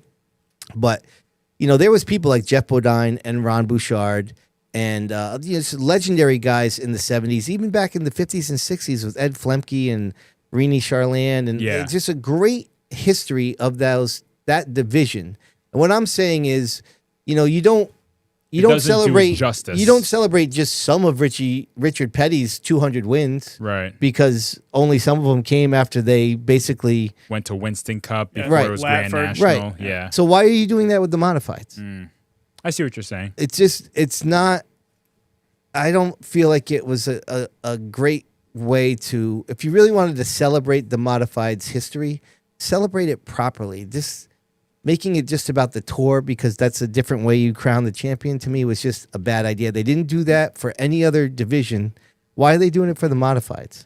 And the way it was executed by splitting into 4 different releases, it Yeah. seemed like there was a lot of confusion as to why these 10 drivers, and the people Right. didn't realize that there were more to come, but Yeah, they it was weren't coming like later. ranked in order of release. Like Yeah, it you'd was- think Yeah. maybe they do like 40 through 31st and then 30th through 21st. I think but that would cause even more debate if that was the case. Yeah, I but mean, It's almost Tapley- like, why don't you release them all at the same time? I mean, Tapley saying it's a home run for social media. I mean, yeah, It is. It drives up the definitely the engagement. engagement's through the It roof on does, the rage but bait. it's not. It's not celebrating the history of the modified division in a whole. So to me, that makes it even worse. That it was a home run for social because you're not celebrating a lot of the great people in the history of NASCAR modifieds. So the fact that you're getting that much impressions on social with a bad reflection of the history of that division makes it even worse, in my opinion. You know, That's the battle with social media, though. it's not. I mean, it's not even the battle of social media. Again, it's the bad decision by NASCAR to just decide we're just gonna celebrate this part of the modifieds history. They don't do that with any other series, but they chose to do it with the modifieds. To me, it's stupid. That's my rant. We'll leave it at that. Everybody else is bored with it. Let's move on to other stuff, shall we? Where's Doug Colby been? Where is he, huh? He's the Hey, missing that's the man. question. He's like Waldo. Actually, not surprising. As much as I got to learn, much as I got to know Kobe, it was almost. It doesn't surprise me at all that he just was like, "Yeah, I'm good." It was and I'm out." inevitable. Yeah. And he's busy with life and such. I feel like he's. There wasn't really much left that he could accomplish on the stage. He was not your age. He was older. He wasn't gonna get a cup ride or really advance anywhere farther. He got that one truck race at Bristol. Yeah, right. And that was So he is successful in his. What are you laughing at, Rob? Oh, I thought you were implying that it went poorly. Did it? No, he was fine. I think if it wasn't the top 10, he was just outside of it. Oh. He was fast. When was that? Bristol, the year he won SRX. Oh. In 21. Okay. He drove, I forgot the team he drove for, but yeah, he got a truck ride, and he actually was doing good in that truck. I think he got a speeding penalty or something like that. Oh. But he was running really good. Rich Keeter says he'd be a stellar guest. You sure about that? Doug Kobe? Yeah. He would be quite the guest. I hear that a lot. He's not afraid to share his thoughts. Yeah. Well, anyways, let's carry on, shall we? Reminator? Mm-hmm. Are you ready for Bonssa to take this over? No. Oh, I think so. You have to be. He's going to be ready. No. Come on. Never.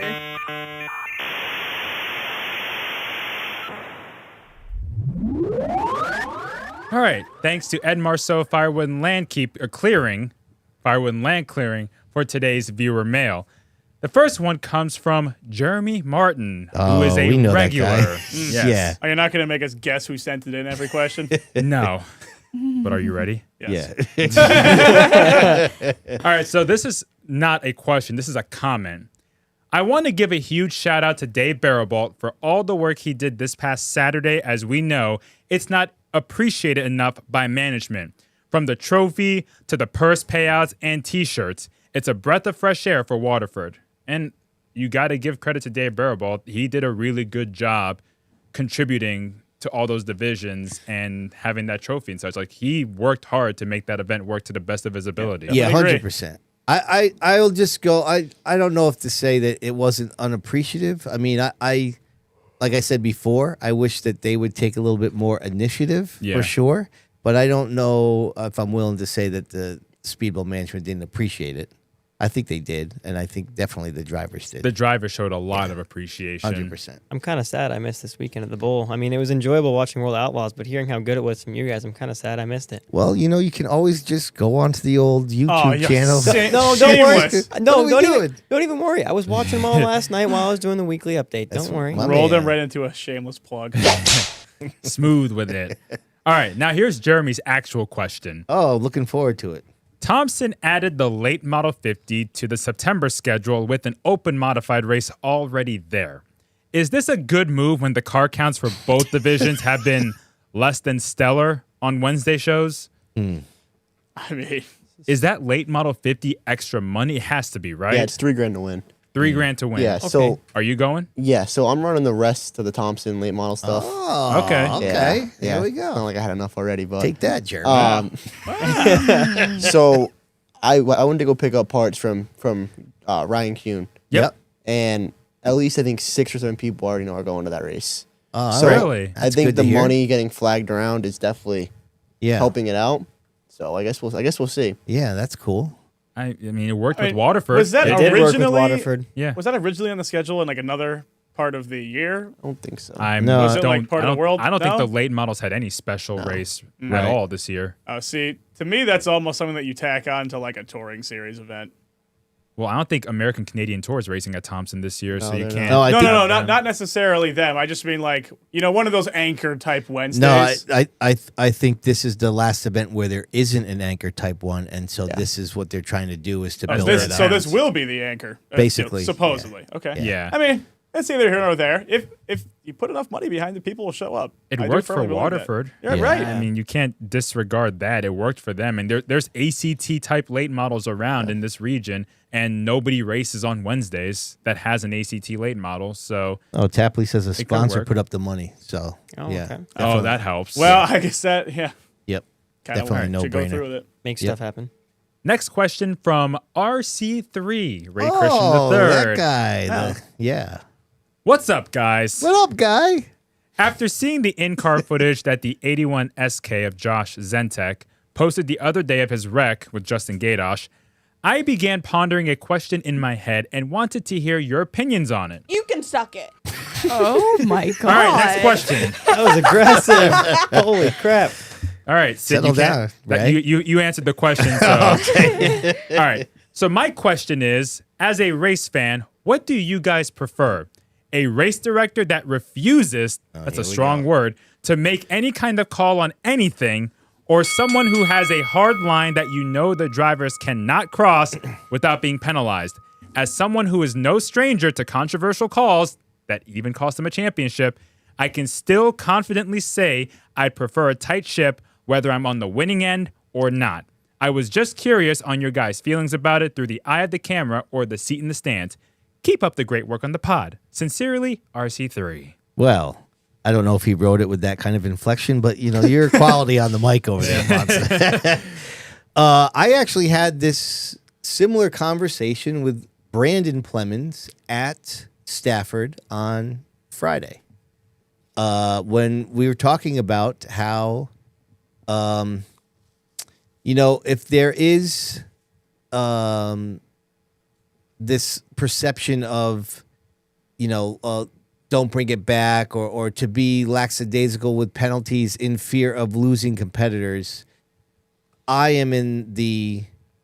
believe that's the wrong approach, and that being a hardliner, although it may immediately make you lose that particular competitor, long term, it is going to build up your competitor base because they are going to trust in the system. And I think that ultimately the competitors want to know that the rules are going to be strictly enforced, and most importantly, enforced to everybody equally. And if they are, you are going to build up your competitor base. Everyone clamors for sort of letting the fields police themselves, and that works to some extent at series that have much bigger budgets per team. Like on the Cup Series, I honestly lean towards let them kind of figure it out. There's a lot of calls in that series that don't really need to be made. But when you're at a short track level and there's this sort of invisible financial game being played to a much greater extent, I think it's important that you choke it back a little bit more than you would otherwise. Well, here's my question. You talk about worrying about losing cars because you penalize them. Is that what this past weekend had to do with? Do we know that for a fact? Like, is the reason why they didn't penalize Gaydosh because they didn't want to lose him? I don't know. I wasn't necessarily that. Like, I was up in turn 4. Didn't sound like it. That being said, where I stood, and we all know Brad LaFontaine's up there making the calls this year. It's not the best view on the backstretch because you can't tell distinctly if a car's coming down or if a car's coming up. You're losing depth. Yeah. So it was a vicious wreck, and I know the Zentech crew were very unhappy, and they made that very known. Yeah. I was asked what my thoughts were on it, and when I saw it with the naked eye, I honestly couldn't say if Gaydosh right hooked him or if Zentech came up. I honestly couldn't say live in the moment. And they don't have the benefit usually of video replay like you do at Stafford, where you can rewatch from multiple angles at a time. So I genuinely don't think it's a case of losing a driver because you penalize them. I mean, we've seen Gaydosh get penalized before and get in trouble for antics in the past. Yeah. I just genuinely think the call was made because it was tough to tell in the moment from that angle, because you're not standing at the start-finish line, which honestly could be an even more difficult angle, but you're also not standing in turn 3 looking straight at the back straightaway where you can clearly see if a car comes down or up. Right. The only thing I'll say, and I'm not a race car driver, but how else does Zentech's car go in the wall like that if Gaydosh isn't turning left on him? He could have come up. Like, I'm not saying that's what happened, but like that would be their counter argument. Well, to the question, Rowdy, what's your thoughts on this? That was like one of the modified hard wrecks of the week, right? Where the guy went into the turn. Yeah. It was a restart. It was lap 1, right? That was the first lap. Yep. It's tires were cold still. It looked like a racing deal. Yeah. Right. Honestly. So I wasn't necessarily asking for your take on that as much as I was with the question of when it comes to officiating. Yeah. I'd rather have strict. Yeah. Honestly, have one rule set and keep it set. Right. Don't let someone do this and then the next week it changes. I guess that's a big thing. We were debating on quote of the week. There was it Colby Lambert? Was that where we got the soundbite? Where he was talking about they were gonna him and his brother finished 1-2. And he was like, if I forget, the soundbite was something like it's like 2 weeks, 3 weeks ago. It was just this past week. Really? It was something subtle where he just said, it's a 1-2 finish if it all works out, which I thought I translated that as if we make it through tech, which I just found interesting because that means they know that's part of the deal. And that's what it should be. They should be unofficial until you go through tech. And that's not necessarily always what you hear drivers say, after they win a race. So to me, that's just another one of, kind of what I guess their expectations of having an official finish, I guess. I guess I never directly answered the question. I would prefer a hard line on officiating. Strict and consistency is key. That's the big thing. You got to be consistent. So you got to make sure you're making the right call for everybody. I just know Ray brought up the 81 wreck, which I know there's a lot of controversy over that. And from the naked eye where I was, you couldn't really make an immediate call as to whether the 94 should go to the back or not. I mean, Sid and I were sitting at, we were basically seeing the door of each car. So, I just see, they're wrecking. They obviously made contact, but it's unclear where the movement happened. Go ahead, Rams. I have a question. Do you think moving the race director to a different part of the track would help more? Well, if the Speedbowl had a tower, that's where. There's nothing there, so it's probably the highest place the race director can be. Yeah, because the people in the bus can't see what goes on the front stretch. No, because they're at the level of the track. So Kenny, I know you had cameras in both cars, buddy, but the race director's not seeing those until well after the event. He has his eyeballs, and those aren't going to help. That's primarily it. So not going to help. A tight ship is also better because if you're getting something good that's going to happen and it's tight, it's going to happen every week because it's going to be the same rules you had last week. So if it's good, it's going to happen again and again and again. Then it's going to bring in more cars, more fans, etc. All right, Reminator, it's that time. Whoop, whoop. Hit it. So, if anyone has questions for us, go to sidsviewpodcast@gmail.com and send them in, please. Thank you. Okay, very good. Wow, that was a little demanding there, Remy. And then the sassy. That didn't really help your case. All right, last question from John Smith. Oh yeah, that guy with the made-up name. Got it. Default name.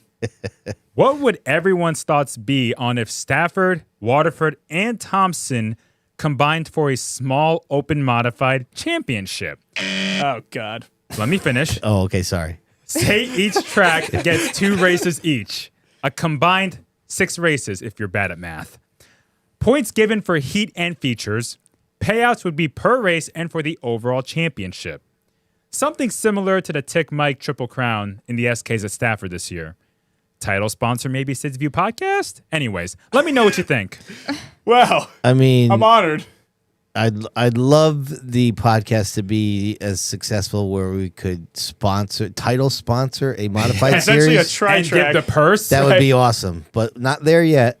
I mean, this is just not going to happen. No. It's just not going to happen. Yeah.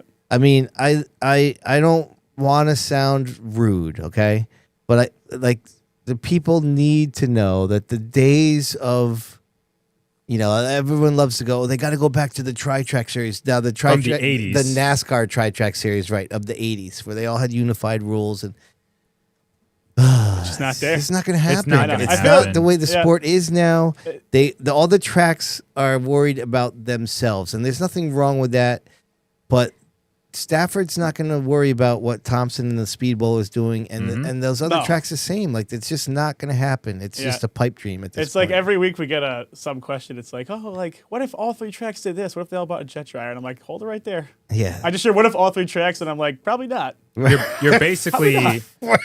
you're basically asking for the original tri-track series from 2014 when it was 3 tracks. Yes. You're basically asking for another one of those, but with Connecticut tracks. Yeah. And you're just adding more open modified events to the schedule, which is already saturated with a lot of open modified events. I mean, right. And if that did happen, it would be like the tri-track started, which was almost like a sanctioning body or an independent organization that has the events, and those other tracks agree to hold events there. It's not going to be, Bruce Beamer and Chris Machad and Paul LaRue on a conference call figuring out how to do this round robin thing. It's just not going to happen. Yep. Yeah.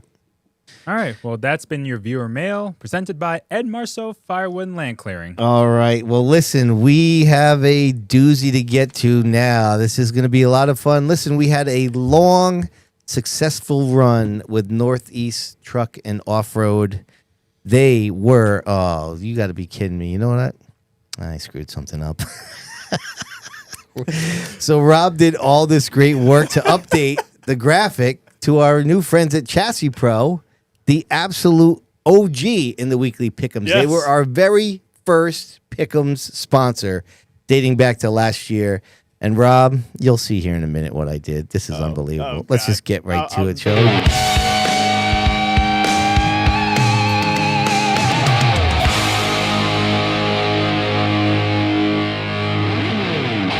I didn't update the graphic there. That's tough, man. Todd Owen's going to Front really, and center. This is just a bad job by me. God. Well, I'm going to get that fixed before I post anything online. And listen, it wouldn't be a Sits View podcast if I didn't screw something up on the graphics. But anyways, to better news, Sydney got 2 right. Rob is tied the hot seat. Incredible. We're somewhat separating away from Remy's trying to stay alive there. She got Garside, the bounty hunter. I'm almost ashamed to sit here. Yeah, and then Is Diego. he that bad? Oh, Diego. When was the last time Diego got a pick right? I was about to say it's got to have been about It's like a month. Yeah, at least. It's going to get worse for Diego, too. I don't know if he's still in the chat, but he's going to have a hard time with this segment once again.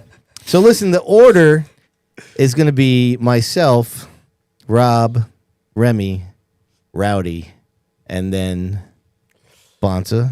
Diego. Okay, Diego. I don't want to be affiliated. It's going to be Bonsa's picks. It's going to be read in that form. Okay. Can I see your beautiful face, though? Oh, you can, Remy. Thank you for doing that. Of course. Yes.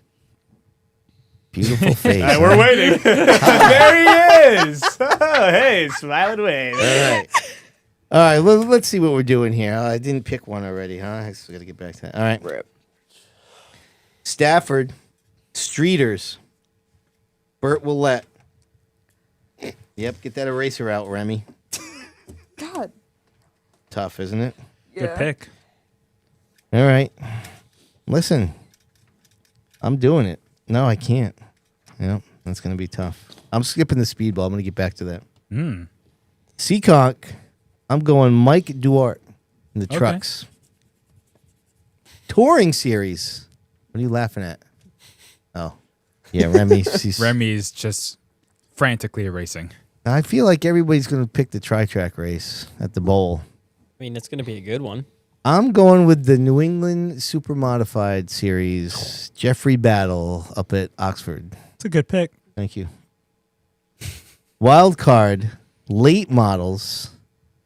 I'm going with the craftiest of veterans, Kevin Gambacorta. Oh. And then at the Speed Bowl, you know, the ones that I want to pick, I can't pick, or they're not racing there. So I'm gonna mix it up. I'm gonna go with Christian Herman in the X cars. Okay. That's All right. a Wednesday pick right there. You like Hopefully that? you don't rain out. Well, if it does, then it's a push. I'm fine with that. 90%. Yeah, that's all right. I'm fine with that because I don't really like any of my options here on Saturday. So there was a couple there, but I have a feeling that they're going to be picked by others, and I'm playing strategy here. So, Rob, Yes. over to you, buddy. Alrighty. I don't think these are in the right order that you read them, but I'm going to read them off in the order I wrote them down. So for the touring pick, I went with the Monaco mods, and I'm going Jake Johnson. Okay. Chalk. Stafford, Sid, sorry, man, but I'm not changing the pick because I believe in it strongly. I picked Burt Willett also for the street stacks. Dumbass. Waterford, who I assume you may have been alluding to, I got Ryan Lynham in the truck. I can't pick him. I picked him last week. Very sad for you. Not me, though. Yeah, well, we'll see. Seekonk, Pro Stock, Jacob, I'm using my last pick. Okay. Yeah. Are you picking Rowdy? What was that look? What Yeah, was that he look just- there, Jacob? It's a good week to pick me. All right. Was that sarcastic or true? No, it's true. All right. I'm with It's a it. good week. I'm with the program, baby. I mean, I feel like most weeks are good weeks to choose you. Yeah, I mean, Just gonna. Is there going to be more picks out of here? What are you doing over there, Rob? I got one more. Okay, go. Wild card at Stafford, the SK Light, Nick Hovey. Chalk City. I'm trying to win the game, dude. What? You want me to make not chalk? If I could pick chalk, believe me, I'm picking the damn chalk. All right. All right, Well, buddy. cool. That's nice. Okay. Whoa! So anyway, Wow, Everybody's Remy. snappy tonight. okay. Just So tonight. Stafford, I'm going SK Light, Nick Anglace. Oh, back to back, huh? Don't worry about it. Wow. Waterford, Mini Stock, Ray Christian, Chalk. Seekonk, Pro Stocks. I'm sorry, but Oh, I'm going you- with Dave Darling. Okay, Oh. thank God. Monaco, Matt Hirschman. And then I'm going back to Waterford, SK, and Eric Burnt. A lot of chalk. Well, I have to do something, so. Yeah, because you're not good. Good answer. All right, Rowdy, what do you got over there, buddy? So I got Stafford, SK, Keith Rocco. Oh, the OG. Okay. I'm gonna copy Remy with the mini stocks, Ray Christian. Monaco at the bowl. I hope he's there. Dylan Izzo. Oh, yes. Nice. The classic Yeah, I like that. 04 I like Dylan that. Izzo. Yes, nice. And then wild card is Act with Derek Luchaki. Mm-hmm. But they have two races. They have two races going on. I'm pretty sure double header. ACT does? Yeah, I'm pretty sure. I don't know. Tapley could confirm that. He's in I'm the pretty- chat. I'm pretty I sure thought they it's- were on Saturday, and then the I Oxford thought- 250 is a pass race. I know. I thought they had Yeah. two because they had a. I don't rain know. out? I don't know if I'm supposed to be saying. I think this. you've only picked 4, though. Did you miss something? Did I? Did you pick Oh, Seekonk? wild. Oh, Seekonk, Pro Stock, Nicholas Gola. Oh, okay. Wow. Interesting. Wow. Okay, curveball. He's gonna. right there. He's gonna be going for it. He's. Well, I know he's putting tires on. He's I was kind of one makes- hoping you would just pick yourself for a bunch of races. So I thought about it going into No, it, right, and of I was course like, you I did. can't do that. Tapley confirms they are racing twice. You have to pick which race. Shoot. You shouldn't have told him. Made it to where. If he's Yeah, I like, oh, don't you wanna wanted be this race? unfair. It was the race that he wanted. I'm like, Well, it defaults to the first race. I'm gonna if go. you I'm don't gonna go pick. with the first one. Okay. I'm gonna go to the first one. All right, Bonsa. Listen, we are all excited for this one. I'm not. Your picks, Bonza. Let's Pick- go. Let's hear My your picks, picks. my you know what. His picks are terrible. Can I change them? Am I allowed You to change him? changed No. No. I might give him a chance to win if I Card change played. him. Rip. Card played. All right. Here we go. Stafford, SK Lights. You ready? No. Nick Hovey. Oh God, that's not good for me. Waterford, Mini Stocks. Who picked Ray Christian? Me and Rem. Yeah. So did Diego. Ray Christian the third. Rip. There goes our pick. Seekonk, late models. Diego loves to pick the guest. I'm sorry, Rowdy.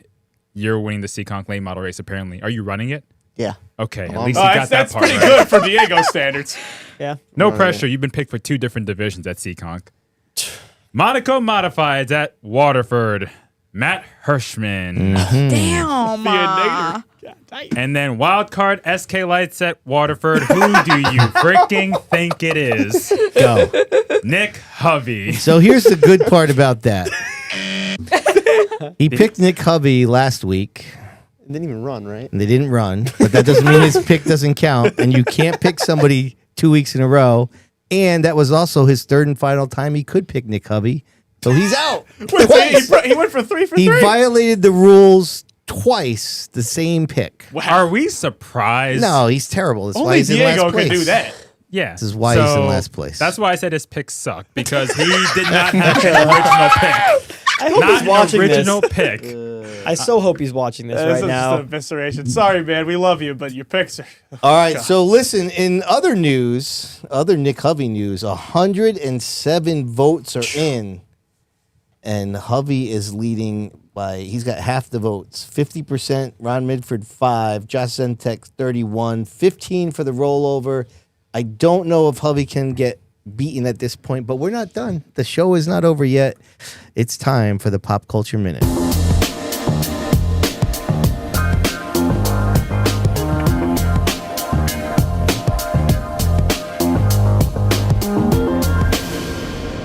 I'm still mad at myself that I didn't change the freaking logo on that. Anyways, all right. Listen, the Pop Culture Minute. The very first All-American Soapbox Derby was held on this date, August 19th, 1934, in Dayton, Ohio, on a track that measured 1,980 feet. The event was sponsored by Chevrolet and watched by an estimated crowd of 45,000 people. Boys aged 9 to 15 from 34 cities competed in the all-day affair, with Robert Turney of Muncie, Indiana, piloting a car riding on bare metal wheels with no bearings, becoming the first All-American champion. We did a little deep dive on the internet, and we found some video footage here. Rems, Here we cue go. it up.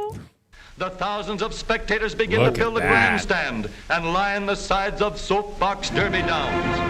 I mean, look at this. The crowd. This is great. There's a blimp, dude. Look at the blimp. Yeah, there's a blimp here. This is that unbelievable. actual audio from the event? You never know with this old. Yeah, at it this might have been point. added in like the 50s or 60s. No racetrack in the world is more colorful than This this. is like stormtroopers And yet, or something. It's just for boys, all-American boys. That's a little At the top strange. of the All hill, American boys. boys. Where the cars are given the final going over for the big race. Here they are. all set to Big Then the winners This of is these will be unbelievable. grouped and eliminated until only 5 boys are left. This was 1934? 1934. Imagine like hitting a rock and flipping out of that thing. Like, did they know this was ridiculous yet, or was it taken like it's extremely 1934, seriously? dude. It's a whole different era. Irony was not even invented yet. Look at them go. Look at the crowds. That's the thing. There's a lot of people actually watching. What a race. What a race. What a race. From now on, they're going to follow one ride after the other. All right, Rems, we're Maybe good. you'd like That is I mean, it incredible. just goes to That show, is- right? 1934. Entertainment Nobody was a had whole different TVs, world. right? Like, if anything, maybe you were being entertained by a radio at Yep. your house. Like, it was just a different era, and events like that would draw 45,000 people. It sounds ridiculous in I today's respect world, it. but I yeah, respect it. nuts. Hey, Red Bull does the soapbox stuff over in I believe it's England, where they go down like these windy hills and you make your own soapbox. Into like hay patches and stuff. Yeah, like and there's that. hay patches all Yeah, around. those Like things they, Oh, hurt. I've seen that. and I think they do that like once a month or weekly, and there's hundreds of people there. Yeah, Yeah, they got I'm cheese good. roll over there too. You know what the cheese roll? Oh yeah. That's fantastic. Watch every That's Never gotta heard of hurt. that. They That's chase the gotta hurt. cheese. Right They chase a big roll of cheese down a hill, and it's like a really steep hill, and a lot of people just start tumbling down. You see, you question entertainment in the 30s, and yet they're doing that today. Seriously. No more questions. All right. Big thanks to our friends over there at Riley Generators for the Pop Culture Minute. Let's carry on and figure out what is going to be on tap with our friends over there at Myers Creamery. I'm still here. Is that a new weekly thing? Yeah, a little bit. All like right, it. so Wild and Wacky Wednesday, Stafford's got their usual Friday things going on. Seaconk's got their Fast Friday. Monaco will be at the Speedbowl. The Vault Productions crew will be in full force, not only doing our regular content for the Monaco series, but also our second straight week of producing some Sid's View episodes. Oh yeah. Seaconk's got their regular season finale, as we like to say, and then it's all going down at Oxford Plains Speedway. Rowdy's a huge fan of the playoffs, we can just tell. So ACT is running twice. I wish I knew that. I got to do a little better on the old research. It sounds like they're running both days. Supermods are up there, and then the Oxford 250. So go out and support your local racetrack. What else do we have going on here? Oh, we need to find out who won the week. Now, listen, we have been giving out merch for the Who Won the Week winners. A lot of fun. Handed stuff out at Stafford to numerous people as we did the old backlog there. So excited to do that. Oh, and by the way, I just have to say, we was able to coordinate getting some gear to Landon Salamito, and I threw in some extra merch for Brody. And message he probably deserves and it. message their mom Chrissy to say apologize for saying something stupid like he didn't exist. Hey, sorry, man. You do Hopefully- exist after all. Hopefully I he guess. will accept our apologies over here at the Sid's View podcast. All right, let's find out who won the week, shall we? Who are you?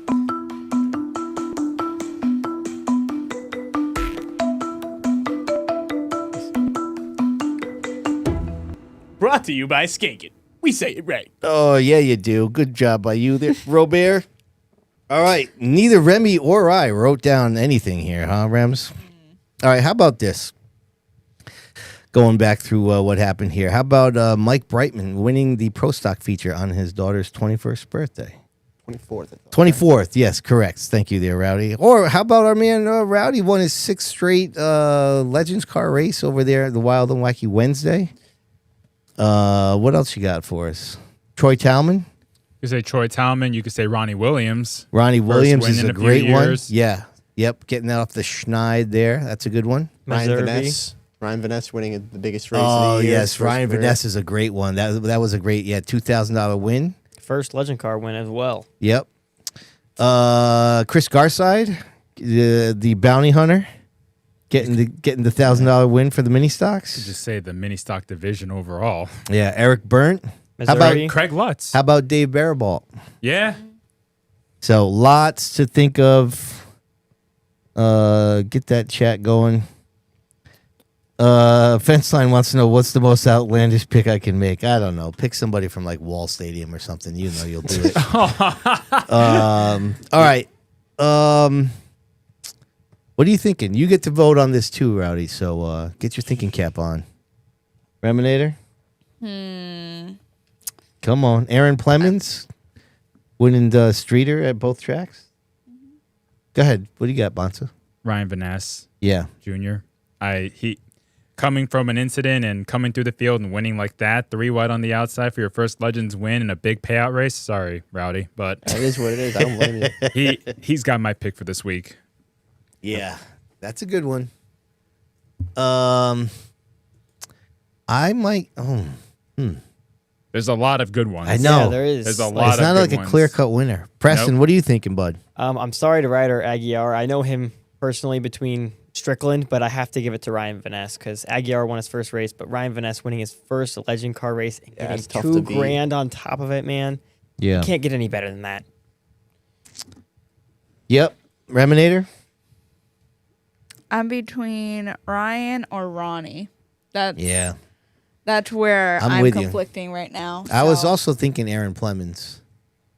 I'm going to go with Ronnie Williams.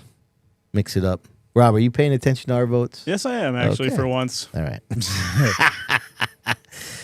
All right. Rowdy, did you go yet? I'm going to go Ryan. Ryan? Okay. Yeah. Reminator?